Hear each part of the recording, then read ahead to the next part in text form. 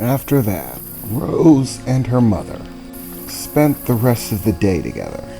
Rose's mother, one by one, began to show her how to use the ability to grow and control nature, to control the growth, to become what she wanted it to be.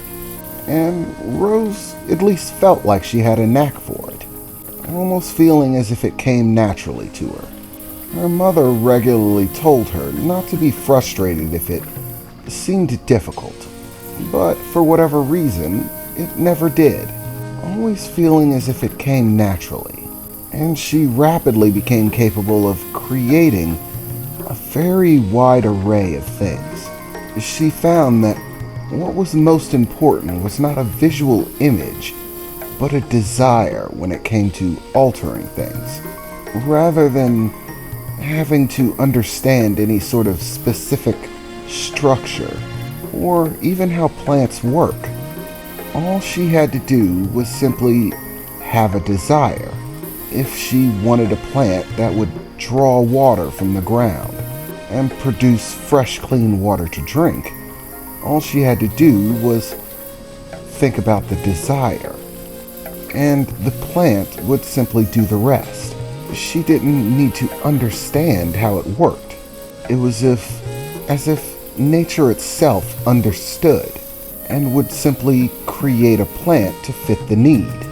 Rose could ask vines to move things for her, to pick her up off the ground, create a walkway, or create something soft to sit on. Basically, anything she could think of, and she was having a great deal of fun playing around with it. There were a few points where she thought her lackadaisical attitude towards using the abilities might offend her mother's sensibilities. However, it didn't seem to bother her mother at all, no matter what she desired from the plants, or how silly it seemed. Her mother simply smiled and enjoyed watching Rose use her abilities. Eventually, it did start to bother her, though, as Rose turned to her mother. Mom? Aren't sky rays supposed to be protectors of nature or something like that? You don't think it's a bit selfish to use my powers just to create something soft to sit on, or something pretty for the sake of being pretty?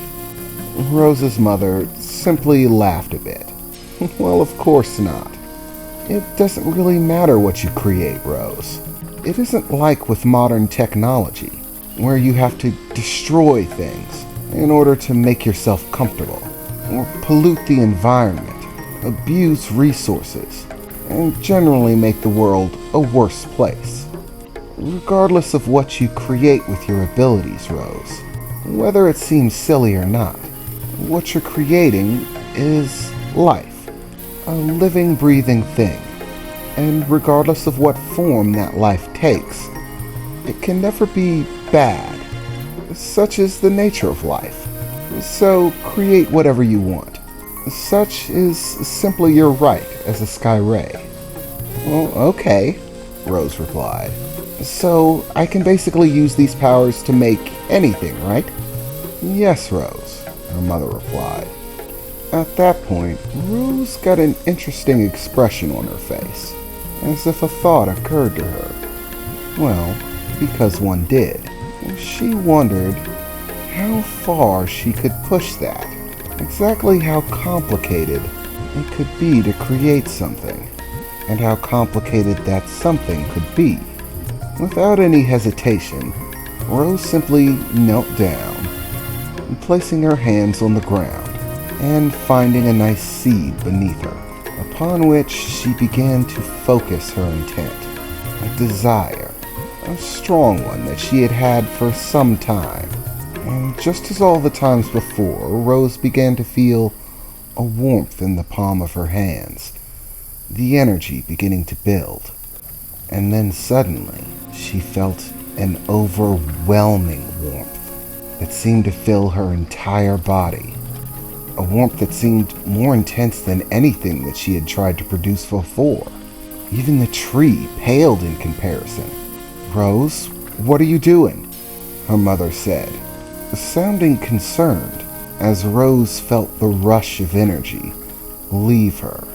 And suddenly, Rose felt dizzy, a bit lightheaded, beginning to teeter a bit from left to right. Her mother rushed over to her, grabbing her by the shoulders. "Rose? Are you okay, Rose?" she shouted, beginning to move strands of hair away from her face and look her over. Yeah, Mom. I'm sorry, I just got a bit dizzy." It was at that point that they began to see a seed sprouting just a few inches in front of Rose.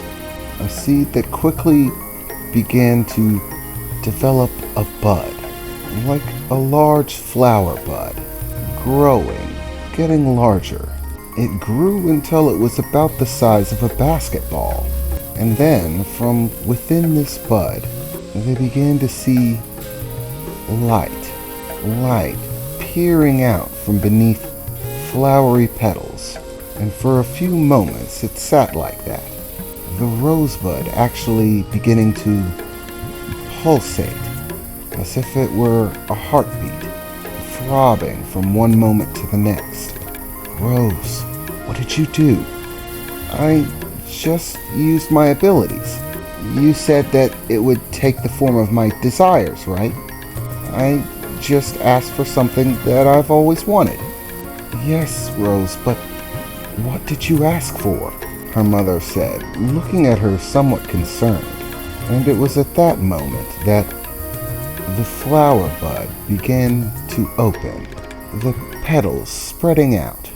There was a slight poof as specks of pollen burst out into the air around it, as the flower petals spread out, opening wide to reveal a small fluff ball sitting in the center, which Rose and her mother stared at in amazement as it suddenly began to move, shifting ever so slightly, before hoisting itself up and rolling out of the center of the flower bud.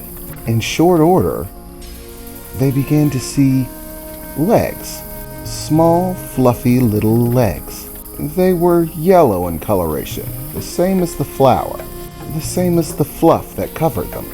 And out from this fuzzy little puffball, with those 4 legs sticking out, also protruded a head, and then a little puffy tail, as it rolled about on the ground, finally stammering its way to its feet, bouncing around a bit, before a very familiar noise chimed out from the creature. A bark, a tiny, adorable little bark, as the tiny little puffball rushed over to Rose, jumping in her lap, looking up at her and giving off tiny little cute barks. It was a dog, a fluffy yellow dog, with big green eyes that simply stared up at Rose through the fluff ball of a face it had. "Rose, I can't believe it," her mother said, looking down at the small creature. "It worked!" Rose shouted, as she pulled the small dog up into her arms, hugging it tightly and beginning to pet at it. "I can't believe it actually worked! Oh, you are so cute!" "Rose, how did you do that?" her mother said, still looking at her in astonishment. "Well, I just thought about it. I had always wanted a dog, but we could never get one. You said you were concerned, that you didn't want to have a pet. So I did what you told me to, and asked nature. And nature gave me you little puffball," Rose said, holding up the little yellow puffball of a dog. Or at least she thinks it's a dog. At least dog-like, she thought, as she stared up at it.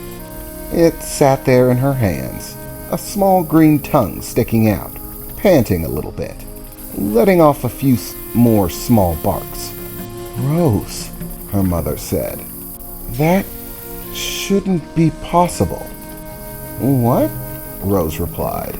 "Rose, making living things of a complex nature, like an animal, it's beyond the normal abilities of a sky ray. We can make plants that do a great number of things, but the more complicated something is, the greater the energy that is required to create it. Creating something with sentience, something like what you've just created, takes an amount of energy that no sky ray possesses. Even if there were a dozen of us, what you've just created probably still wouldn't be possible. It doesn't make any sense, Rose. Creating something that has that much life essence to it, it's a daunting task. The energy of a normal sky ray would fall short long before being capable of doing it. And yet, you did," Rose's mother said as she reached out, beginning to pet the small, dog-like creature. "It's amazing, wondrous even," she said, petting it gently. "Perhaps it's your father's influence that makes it possible. I don't know how that would be, but it's the only thing that I can surmise. You, Rose, are extraordinary. You possess power unlike anything I have ever seen. This is amazing," she said as she wrapped her arms around Rose, hugging her tightly. "I always knew that you would be special. I really shouldn't have been so surprised."